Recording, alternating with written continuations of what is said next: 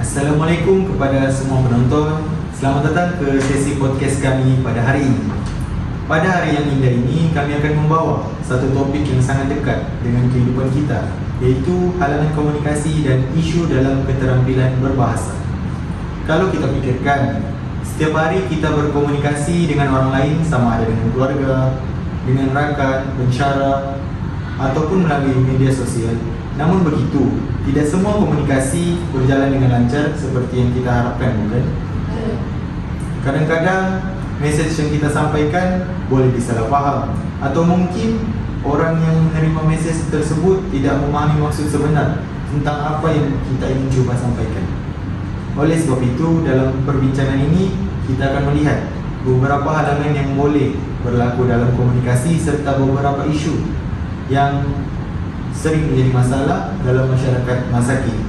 Jadi pada hari ini saya Rashdani Rafiq bersama dengan dua orang rakan perbincangan saya, yaitu saya Siti Najihah binti Adin dan juga saya Revi binti Abdul. Baiklah, kita sudah saling mengenal satu sama lain. Sekarang mari kita telusuri topik perbincangan kita, yaitu halangan komunikasi dalam keterampilan berbahasa. Antara halangan komunikasi yang akan kita bincangkan dalam perbincangan ini ialah maklum balas, komunikasi salah, gangguan saraf penerima, penyampaian menerusi saluran kedua, gangguan emosi dan juga gangguan luaran.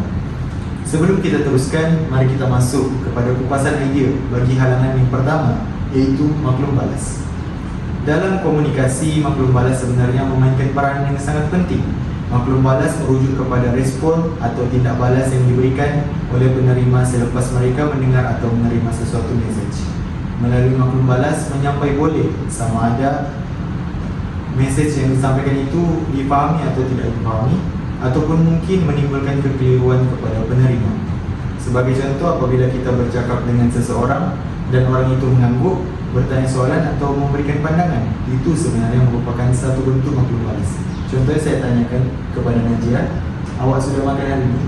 Sudah. Itu merupakan salah satu maklum balas yang boleh kita kaitkan dalam sesi ini. Tetapi jika tiada maklum balas langsung, komunikasi menjadi kurang berkesan. Penyampai tidak dapat mengetahui sama ada penerima benar-benar memahami mesej tersebut ataupun tidak. Contohnya situasi dalam kelas, guru sedang menerangkan sesuatu kepada anak-anak murid, namun semua murid hanya mendengar tanpa memberi sebarang respon atau bertanya soalan.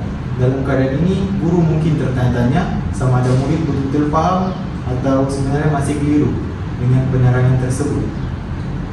Selain itu, maklum balas juga penting untuk memastikan komunikasi itu bersifat dua arah, bukan hanya satu pihak sahaja yang bercakap.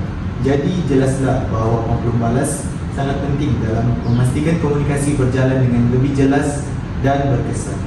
Baiklah, Siti Najihah, boleh menerangkan pula tentang komunikasi salah dan Rini boleh menerangkan tentang gangguan saraf penerima yang juga merupakan antara halangan komunikasi dalam keterampilan berbahasa. Baiklah, seperti yang kita tahu, sebentar tadi Rusdan telah mengupas lebih lanjut tentang maklum balas. Terusnya kita akan masuk ke halangan yang kedua, iaitu komunikasi salah. Sebelum mengupas lebih lanjut tentang komunikasi salah, saya akan memberi pendapat kongsi tentang apa itu komunikasi. Okey.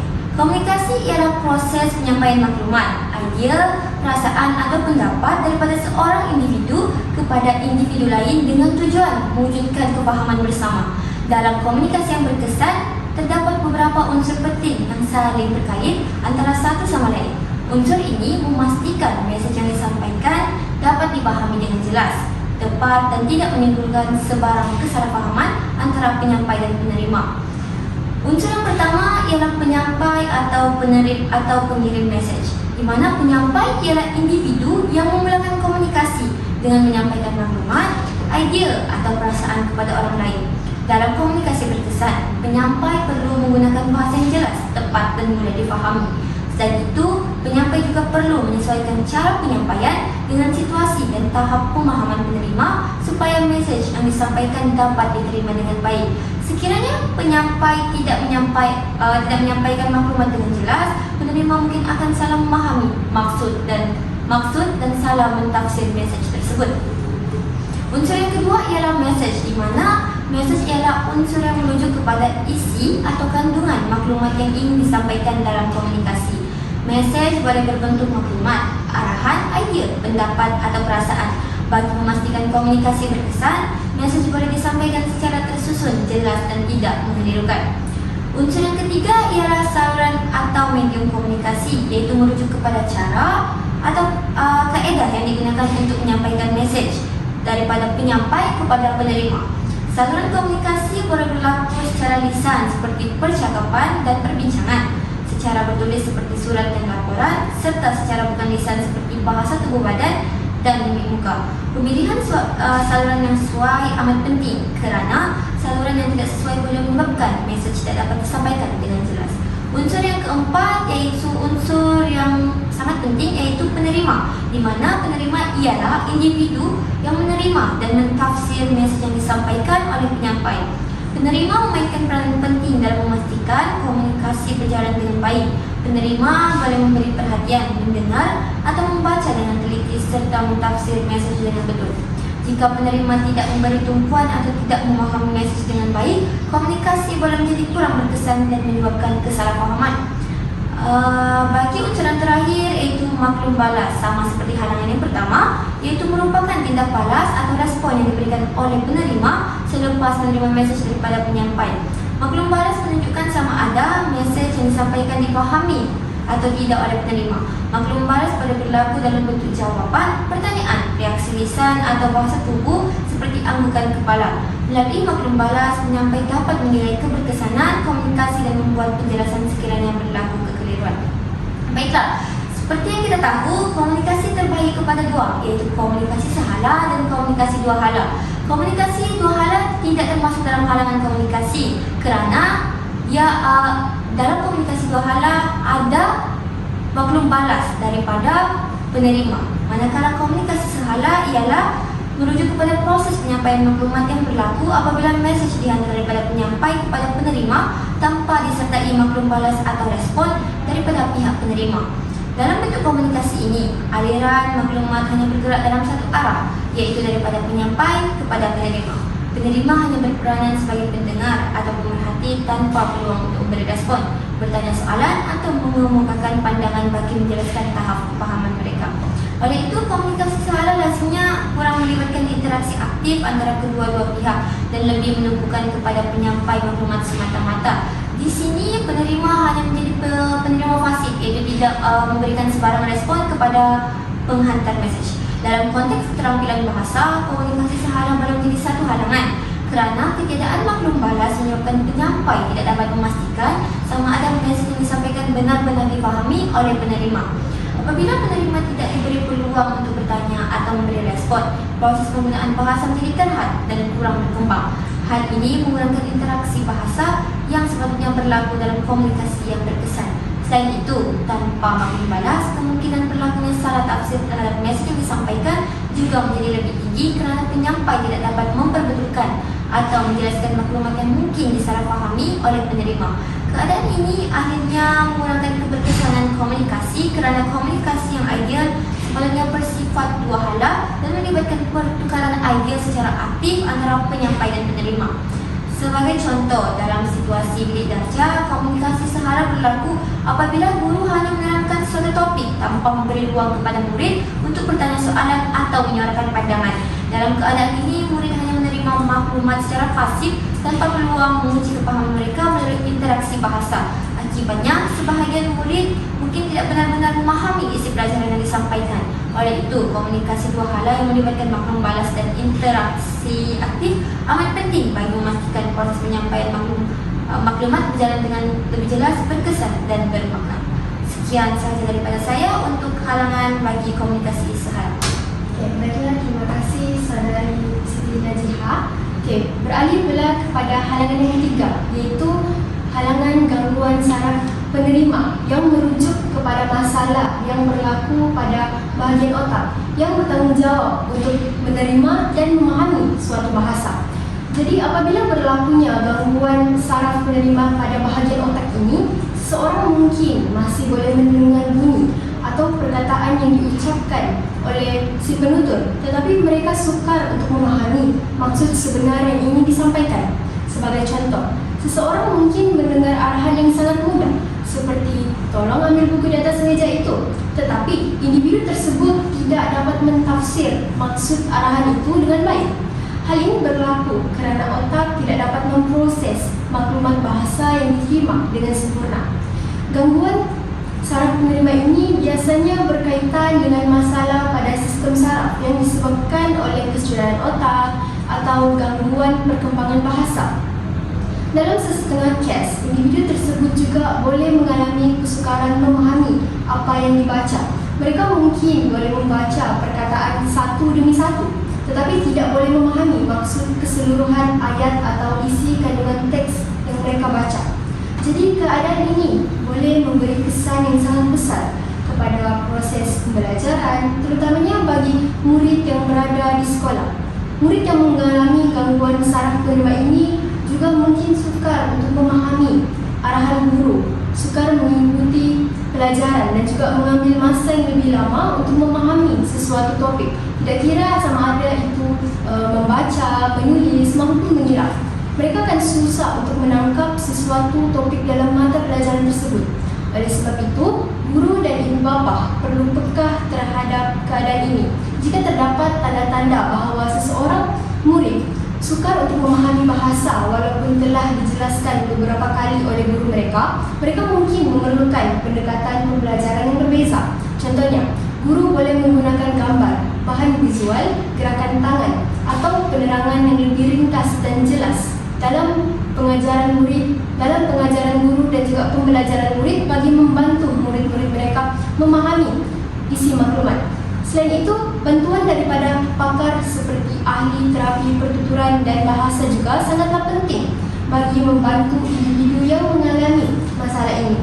Kesimpulannya, gangguan saraf penerima merupakan salah satu faktor utama yang boleh menjejaskan keterampilan berbahasa kerana ianya melibatkan kemampuan seseorang untuk memahami bahasa yang didengar atau dibaca. Baiklah. Baik, terima kasih atas penerangan yang amat memberangsangkan dan menakjubkan tadi. Sekarang kita teruskan dengan satu lagi halangan komunikasi, iaitu penyampaian maklumat menerusi saluran kedua. Halangan ini berlaku apabila sesuatu maklumat tidak disampaikan secara langsung daripada sumber asal tetapi disampaikan melalui orang tengah ataupun pihak lain. Contohnya, saya menyampaikan kepada Najia dan Najia menyampaikan kepada Rini. Tetapi bila sampai dengan Rini, saya punya maklumat yang saya cuba sampaikan itu dah berbeza. Dalam situasi seperti ini, terdapat kemungkinan maklumat yang disampaikan itu berubah, tidak lengkap atau disalah tafsir. Seperti apa yang saya cakap tadi, sebelum sampai kepada penerima yang sebenar. Dalam proses penyampaian, mungkin terdapat sedikit perubahan pada maklumat asal. Lama-kelamaan, maklumat yang diterima oleh orang terakhir mungkin sudah tidak sama seperti maklumat asal yang disampaikan. Situasi seperti ini sebenarnya sering berlaku dalam kehidupan seharian. Kadang-kadang kita mendengar sesuatu cerita daripada orang lain, tetapi apabila kita bertanya kepada sumber asal, rupanya cerita itu sudah berubah. Oleh sebab itu, penyampaian maklumat secara terus daripada sumber asal adalah lebih baik supaya tidak berlaku salah faham atau kekeliruan. Baiklah, seterusnya rakan yang lain boleh menerangkan pula tentang gangguan emosi dan gangguan luaran yang juga mempengaruhi proses komunikasi kita. Baiklah, halangan yang kelima ialah gangguan emosi. Gangguan emosi merupakan salah satu faktor penting yang boleh menjejaskan keberkesanan proses komunikasi. Secara umum, gangguan merujuk kepada sebarang unsur atau faktor yang menghalang, mengganggu atau menjejaskan kelancaran penyampai dan penerimaan mesej dalam suatu proses komunikasi. Gangguan boleh berlaku dalam berbagai bentuk seperti gangguan fizikal, contohnya bunyi bising, gangguan psikologi yang berkaitan dengan keadaan mental, serta gangguan emosi yang berpunca daripada keadaan perasaan seseorang individu. Apabila gangguan berlaku, mesej yang disampaikan oleh penyampai mungkin tidak diterima dengan jelas atau tidak difahami dengan tepat oleh penerima, sekaligus menjejaskan keberkesanan dalam komunikasi. Emosi pula merujuk kepada perasaan dalaman yang dialami oleh seseorang individu, seperti perasaan marah, sedih, takut, gembira, kecewa atau cemas. Emosi memainkan peranan penting dalam kehidupan manusia kerana ia mempengaruhi cara seseorang berfikir, bertindak dan berinteraksi dengan orang lain. Dalam konteks komunikasi, keadaan emosi seseorang boleh mempengaruhi cara mereka menyampaikan mesej serta cara mereka mentafsir mesej yang diterima. Oleh itu, kestabilan emosi amat penting bagi memastikan proses komunikasi berjalan dengan baik dan berkesan. Gangguan emosi dalam komunikasi berlaku apabila keadaan perasaan seseorang individu mengganggu keupayaan mereka untuk berkomunikasi atau memahami mesej yang diterima dengan jelas. Apabila seseorang berada dalam keadaan emosi yang tidak stabil, seperti marah, tertekan atau terlalu sedih, mereka mungkin tidak dapat berfikir secara rasional atau menyampaikan maklumat dengan teratur. Hal ini boleh menyebabkan mesej yang disampaikan menjadi kurang jelas dan sukar difahami oleh penerima. Dalam konteks keterampilan bahasa, gangguan emosi boleh menjadi halangan kerana ia menjelaskan kejelasan penyampaian mesej.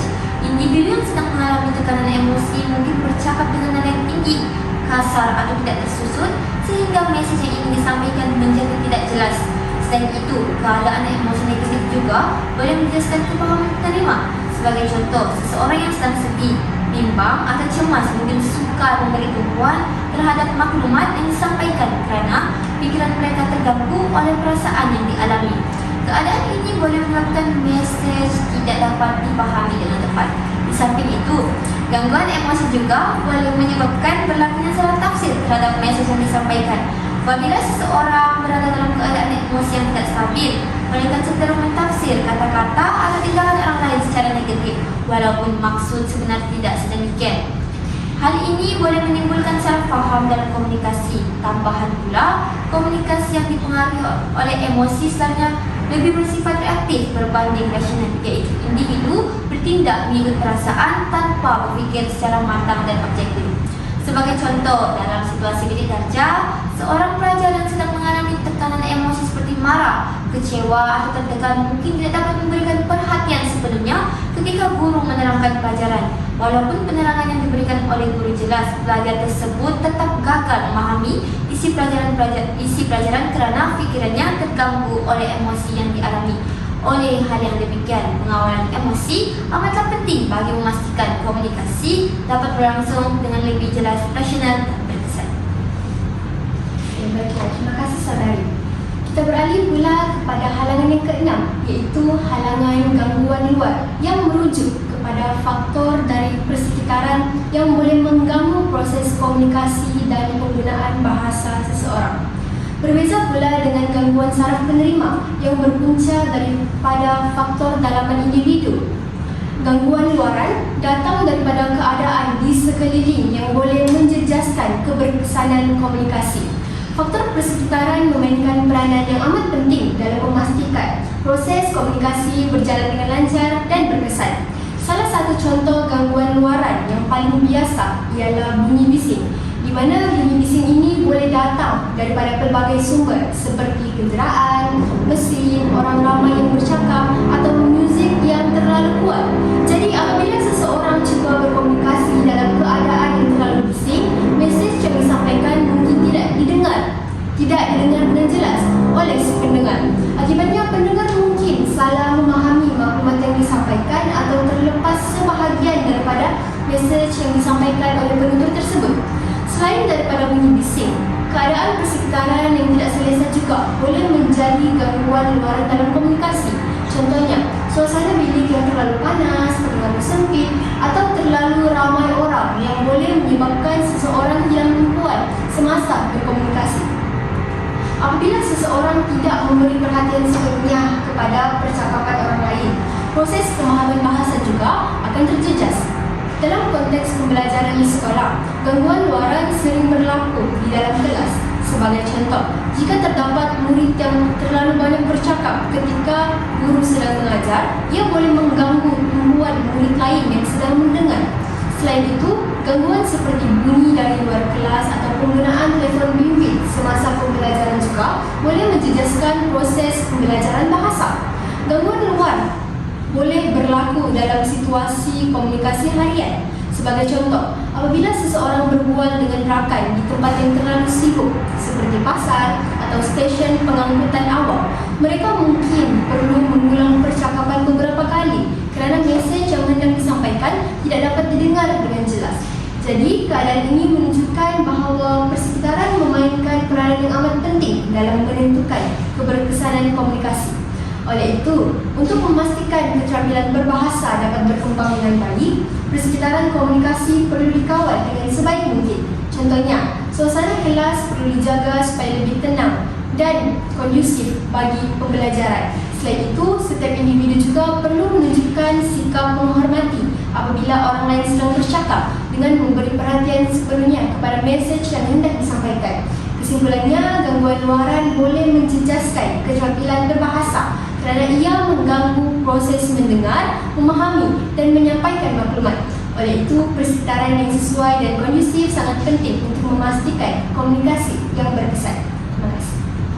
Terima kasih kepada saudari Rini dan saudari Najira.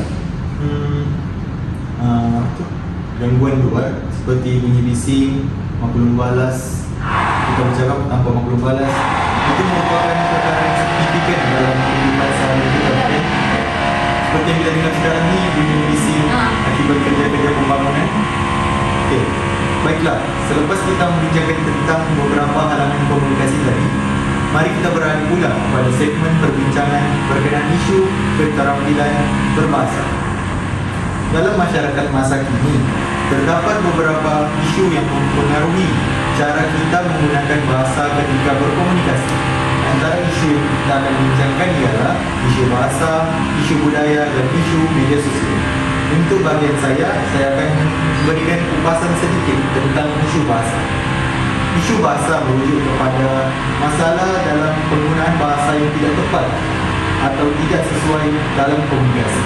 Antara contoh yang sering berlaku ialah penggunaan bahasa rojak, kesalahan tata bahasa serta penggunaan bahasa yang kurang sopan dalam komunikasi seharian. Kalau kita perhatikan dalam kehidupan seharian, penggunaan bahasa rojak sebenarnya semakin berleluasa, bukan? Terutamanya dalam kalangan golongan muda seperti kita. Contohnya seperti ayat "Aida makan tadi" atau "Yuk nak pergi mana?" Ayat seperti ini sebenarnya merupakan gabungan antara bahasa Melayu dan bahasa Inggeris. Walaupun ayat tersebut mudah untuk dipahami, tetapi penggunaan bahasa rojak secara berlebihan boleh menjejaskan keaslian dan keindahan bahasa Melayu kita. Selain itu, penggunaan bahasa yang tidak sopan di media sosial juga boleh memberi kesan negatif kepada keterampilan berbahasa seseorang. Kadang-kadang kita dapat melihat komen atau perbualan dalam media sosial yang menggunakan kata-kata kasar, sindiran ataupun bahasa yang tidak beradab. Perkara ini bukan saja menjejaskan cara seseorang berkomunikasi, tetapi juga boleh menimbulkan salah faham dan konflik antara individu.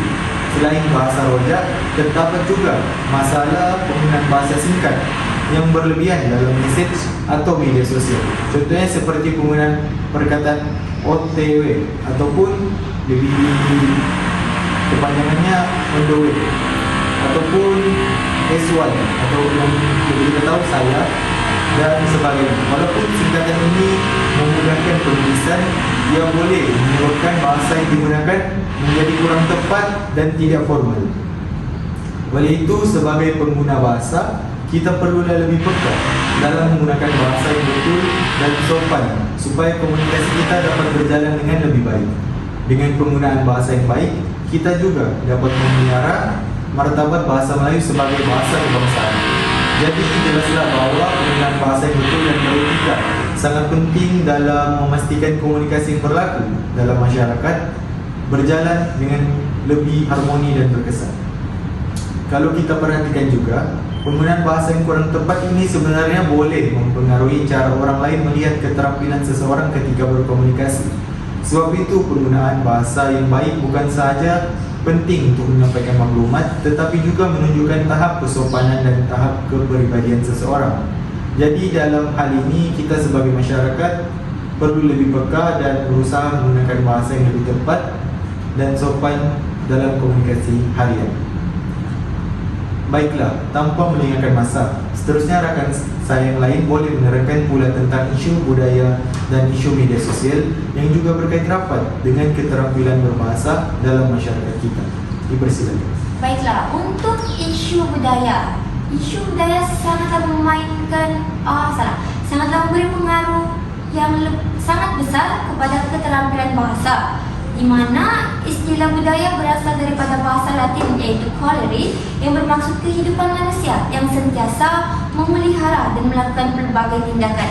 Di Malaysia, mempunyai pelbagai perkara yang menyebabkan berlakunya persilangan budaya. Persilangan budaya penting bagi memudahkan penggunaan dan persefahaman dalam komunikasi antara bangsa dan budaya yang berbeza.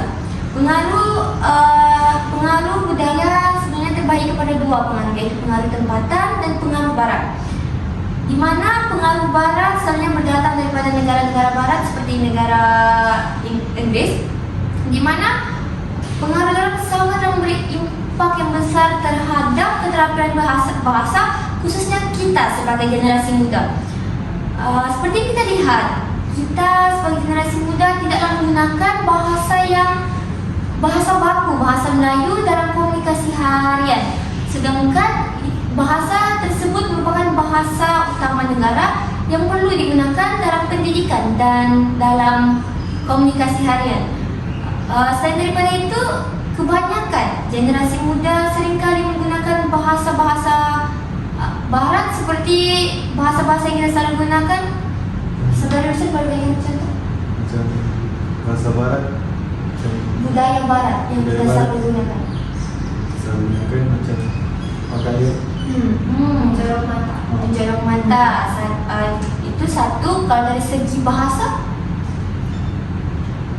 kalau percampuran bahasa Inggris dan bahasa Melayu. Macam saya jawab bahasa rojak. bahasa rojak, yang contoh yang boleh kita beri seperti contohnya kita gunakan macam saudara Yusuf bilang tadi, OTW. Sebenarnya OTW melambangkan saya dalam perjalanan atau sebenarnya saya menuju ke arah ke tempat tersebut. Tapi gara-gara isu budaya, yaitu budaya barat yang dimasukkan ke dalam budaya tempatan, telah mempengaruhi perubahan bahasa tersebut, menyebabkan bahasa tersebut ditukarkan daripada saya akan ke situ kepada saya OTW. Jadi itu menunjukkan isu bahasa itu sangatlah mengganggu keterampilan bahasa.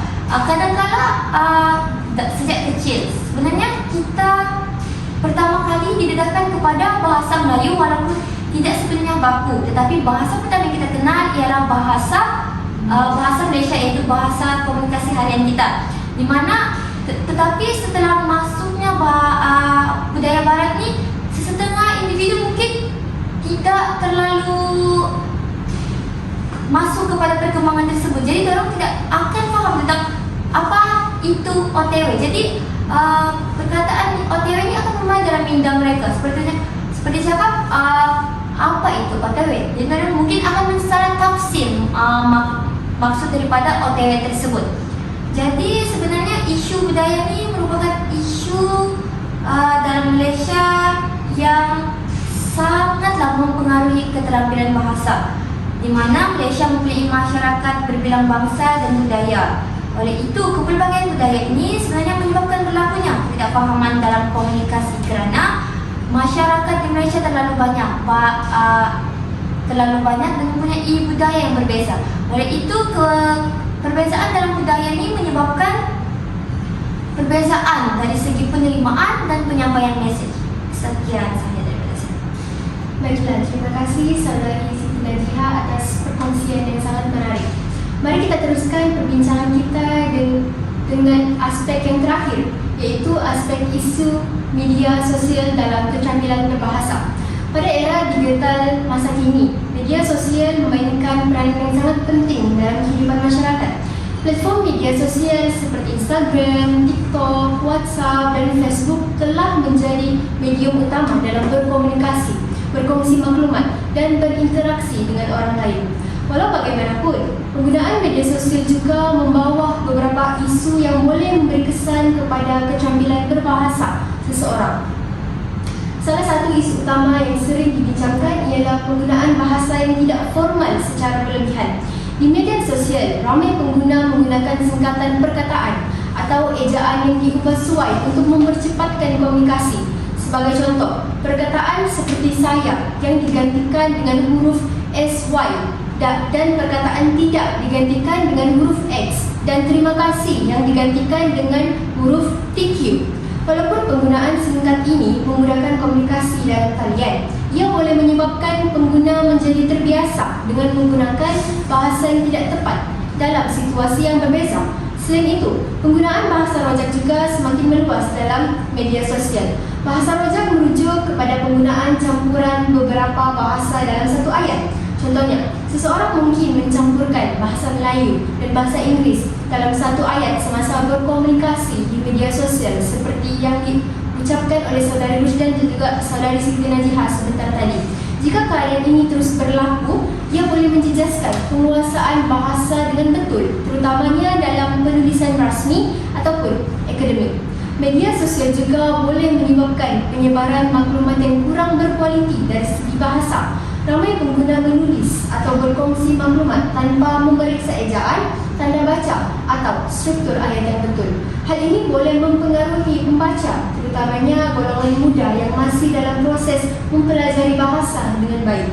Walau bagaimanapun, media sosial juga mempunyai banyak manfaat jika digunakan secara bijak.